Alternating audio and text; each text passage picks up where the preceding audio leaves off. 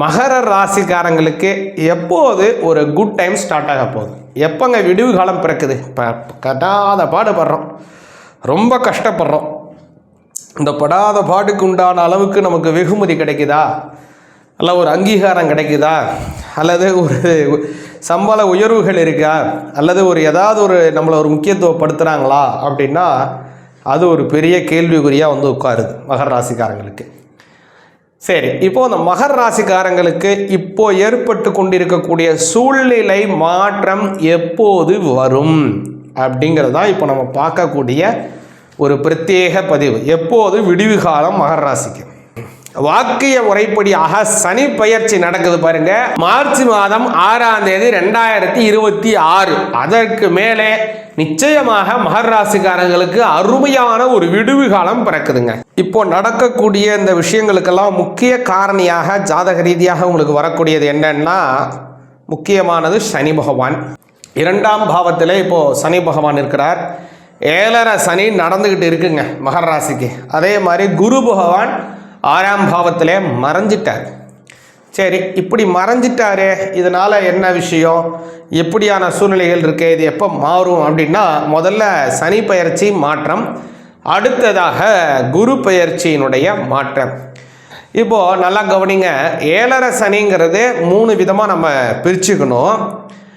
இந்த 7.5 சனி எந்த வயசில் வருது, உங்களுக்கு அது வந்து எத்தனாவது சுத்தா நடக்குது அப்படிங்கிறது, என்ன தசா புத்தி வருது அப்படின்னு 3ஆக பிரிச்சுக்கணும். 7.5 சனினால எல்லாரும் பயப்படுறாங்க. அதில் வந்து எந்த வயசுக்குள்ளே வரக்கூடிய 7.5 சனி, இப்போ வரக்கூடியது எத்தனாவது சுற்றுல வரக்கூடியது, முதல் சுத்தா, 2வது சுத்தா, 3வது சுத்தா, 4வது சுத்தா. ஏன்னா முதல் சுத்துகளில் வரக்கூடியது அதற்கு மங்கு சனி அப்படின்னு பேர்.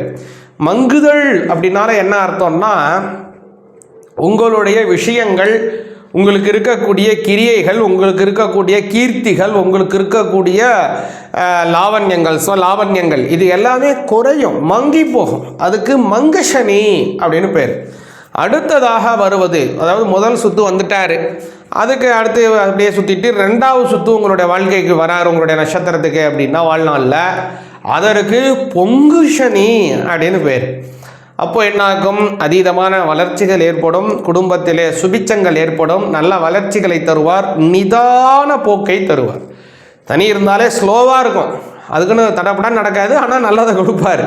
அதற்கு பொங்கு சனி அப்படின்னு பேர். அடுத்ததாக 3வது சுத்து கூட பார்த்தீங்கன்னா 55 வயசுலேருந்து 87 85 வயசுக்குள்ளே கூட அது வரும், 3வது சுத்து வரும். அதற்கு போக்கு சனி அப்படின்னு பேர். இதை சில பேர் என்ன சொல்லிடுறாங்க, இது போக்கு சனி இல்லை, ஆளை போட்டு தள்ளுற சனி அப்படின்றாங்க. அப்படி கிடையாது, இதற்கு போக்கு சனி அப்படின்னு பேர். போக்கு சனினா நீங்கள் செய்திருக்கக்கூடிய கர்மாக்கள் உங்களை விட்டு போகுதல் அப்படின்னு பேர். அதாவது சஞ்சித கர்மா, பிராரப்த கர்மா, ஆகாமி கர்மான்னு 3 கர்மா இருக்குது. நம்ம செய்திருக்கக்கூடிய பாபங்கள், புண்ணியங்கள் இது எல்லாமே இதுக்குள்ளே அடங்கிடும்.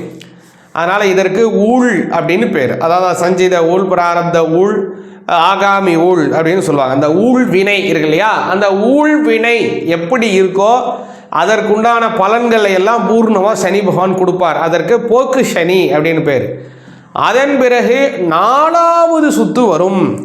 ஏங்க 4வது சுத்தெல்லாம் யாராவது இருந்திருக்காங்களா அப்படின்னா நிறைய பேர் இருந்திருக்காங்க. நம்மளுடைய தமிழகத்தில் கூட நிறைய ஒரு சில பெரிய வயசான முதலமைச்சர்களுக்கு கூட அதை மாதிரி 4வது சுத்து சனி பகவான் வந்திருக்காரு. அதனால் அதற்கு போக்கு சனி அப்படிங்கிறது 3வதுவோ, 4வது வருவது தான் மரண சனி அப்படின்னு பேர். சரி, இப்போது நம்ம அந்த மகர ராசிக்காரங்களுக்கு வந்துடுவோம். மகர ராசிக்காரங்களுக்கு இப்போ உள்ள வயசு என்னவோ அதை முதல்ல கணக்கு பண்ணிங்க. அடுத்ததாக அதில் இப்போது வந்து என்ன சனி நடந்துகிட்ருக்கு, ஒன்று மங்கு சனி நடக்குதா, பொங்கு சனி நடக்குதா, போக்கு சனி நடக்குதா அப்படிங்கிறத கவனிச்சுக்கணும். அடுத்த விஷயம், அடுத்தது தான் முன்னாடி சொன்ன பாருங்கள், தசா புத்திகளை கவனிக்க வேண்டும். தசா புத்தியை கவனிக்கணும் அப்படின்னா உங்களுடைய ஜாதகம் என்ன, உங்களுடைய லக்னம் எங்கே இருக்குது, அந்த லக்னத்தை வைத்து உங்களுடைய சனி பகவான் எந்த இடத்துல இருக்காரு அதை நீங்கள் கவனிச்சுக்கணும். சனி பகவான் எந்த இடத்துல ஆளுமையாக இருக்காரு, அல்லது சனி பகவான் இருக்கிறது உச்சமா, நீச்சமா, நட்பு ஸ்தானத்தில் இருக்காரா, சத்ருஸ்தானத்தில் இருக்காரா, அவர் மறைஞ்சிருக்காரா, 8ல் மறைஞ்சிட்டாரா, 12ல் மறைஞ்சிட்டாரா, 6ல் மறைஞ்சிட்டாரா, இல்லை நல்ல உச்ச பலனில் அதீதமான லாபத்தில் இருக்காரா, அதை வைத்து பலன்களை கொஞ்சம் கூடுதலாக, குறைவாக அல்லது நிறையா தருவதற்கு வாய்ப்பு இருக்குது. அதுக்கு ஒரு தடவை உங்களுடைய ஜாதகத்தை பார்த்தா தான் தெளிவாக சொல்ல முடியும். இந்த இப்போ இருக்கக்கூடிய காலம், இந்த சமயத்தில் எதை செய்யணும், இந்த மாதிரி சொன்ன இந்த விஷயங்கள்லாம் இருக்கே, இதை எப்படி மாற்றணும் அப்படின்னு கேட்டிங்கன்னா, எளிமையாக சொல்லணும் அப்படின்னா அதற்கு 2 விதத்தில் நீங்கள் வழிபாடு செய்யணும்.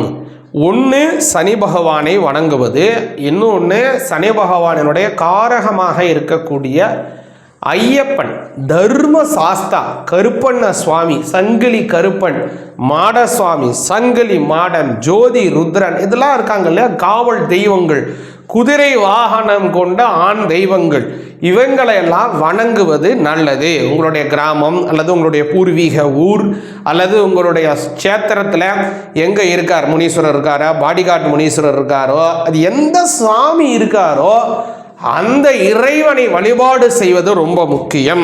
ஒன்று.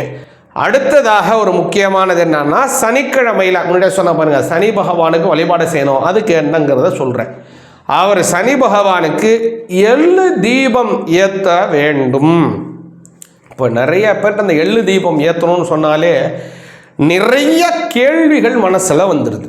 என்ன சொல்கிறாங்கன்னா, சுவாமி நான் கோவிலில் எங்கே ஏற்றணும், அல்லது எள்ளை முடி போட்டு ஏற்றணுமா, வெறும் எள்ளை போட்டுட்டு வெறும் ஏற்றணுமா, அல்லது சாமிக்கு பாதத்திலே ஏற்றணுமா, அல்லது கோவிலில் ஓரமாக வச்சு ஏற்றணுமா, இங்கே ஏற்றணுமா, அங்கே ஏற்றணுமா, எத்தனை ஏற்றணும், எப்படி ஏற்றணும், எந்த திசையை பார்த்து வைக்கணும் அப்படின்னு ஏகப்பட்ட கேள்விகள் கேட்குறாங்க.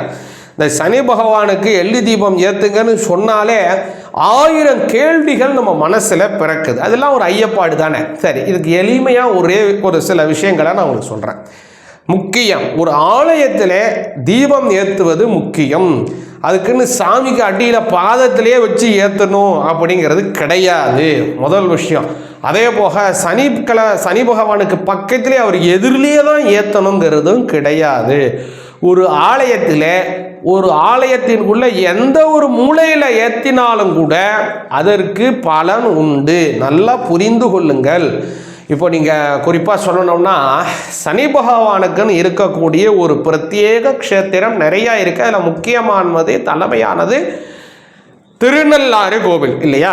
அந்த திருநள்ளாறு கோவிலில் பார்த்தீங்க அப்படின்னா, சனி பகவான் இருக்கக்கூடிய அவருடைய சன்னிதானத்திற்கும் நாம் தீபம் ஏற்றக்கூடிய இடத்திற்கும் அநேக தூரம் இருக்கும்.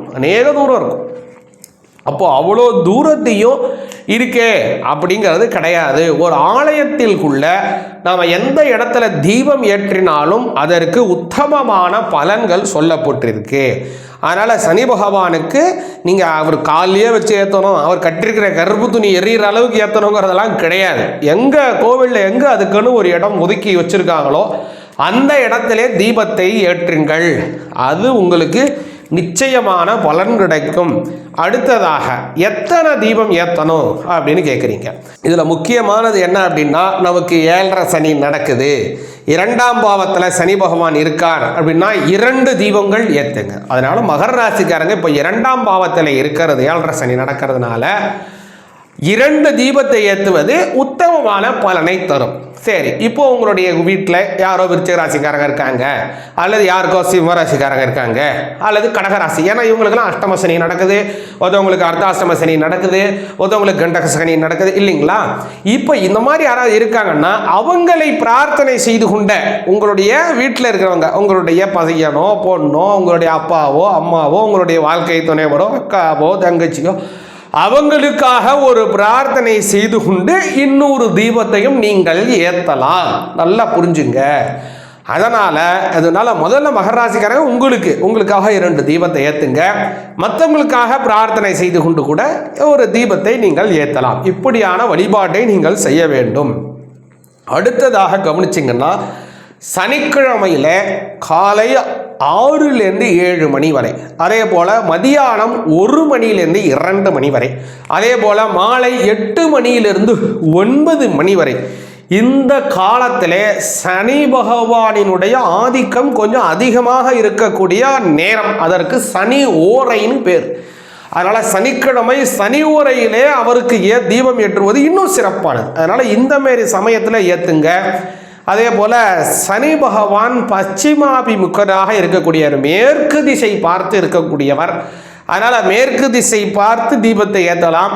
அல்லது உங்களுடைய கோவிலில் அவர் இருக்கக்கூடிய இடத்தை நோக்கி இருக்குது அப்படின்னா அது கூட நீங்கள் தீபத்தை ஏற்றலாம். இப்படி ஏற்றுவது அந்த சனி பகவானினுடைய அனுகிரகத்தை பரிபூர்ணமாக உங்களுக்கு மகர ராசிக்காரங்களுக்கு கொடுக்கும்.